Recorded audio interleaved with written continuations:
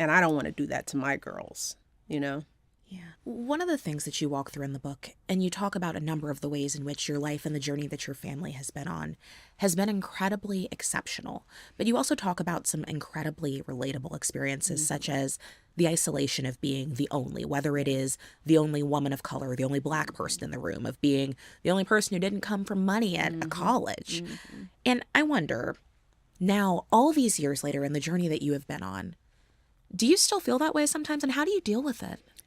Honestly, of course, as Michelle Obama, I feel it less acutely. But that's fairly recent, I mean, when we were in the White House, we were the first and the only at many tables of power. Watching people adjust to that. That was very reminiscent of the experiences that I had, going to college and practicing in a corporate law firm and sitting around board seats and on and on and on. But what I found is over time, and I write about this, is that, we can't change that reality.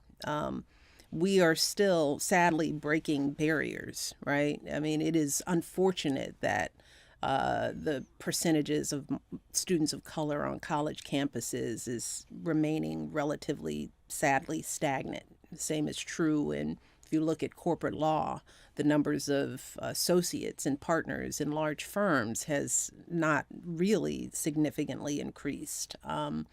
So we still are struggling to make progress. So in the meantime, we're dealing with the reality of the fact that, yeah, we're still trying to fill those seats.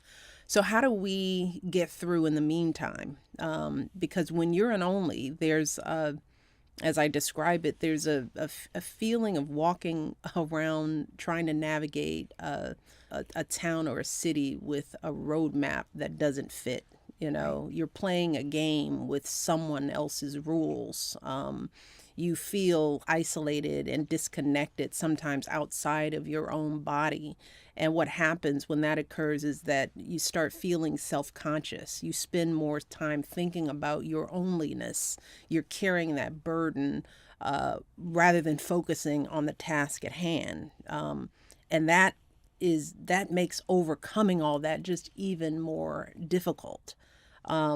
What I had to learn to do was to first get out of my own head about Not it. easy, though.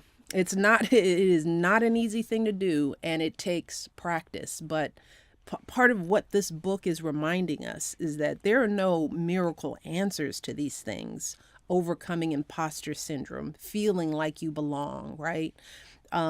There isn't these are the 3 steps you take to feeling seen, right? Doesn't happen that way. For me, I have practiced trying to get out of my head for 58 years now. It is a daily reminder. I have to take the mask that I am trying to hold up on my face, take it down so that I can see what I'm doing. And by mask, I mean trying to stop pretending to be something that I'm not, trying to fit in and leave behind the parts of me that make me real and authentic. Stop worrying about how I wear my hair and what somebody is going to think about it. Stop thinking about how I conjugate my verbs or what stories I tell about myself to make me fit into somebody else's world. That we get in our way with that, but it takes practice. And I open the book by urging young people to read it, to understand that patience is an important tool in developing your own set of tools. What I am able to do now, the messages that I tell myself now at 58 are very different than what I needed to say to myself at 20. But I now have a lifetime of understanding that I have been practicing through being the only, of quieting my doubtful mind and then speaking up and using my experiences as the source code, as I say, to the power that I actually have and bring. It doesn't happen overnight. But we have to keep telling ourselves, I am going to show up in the world as my authentic self. and that is good enough. That's the work that we have to do. I wish there were shortcuts, but it is what it is.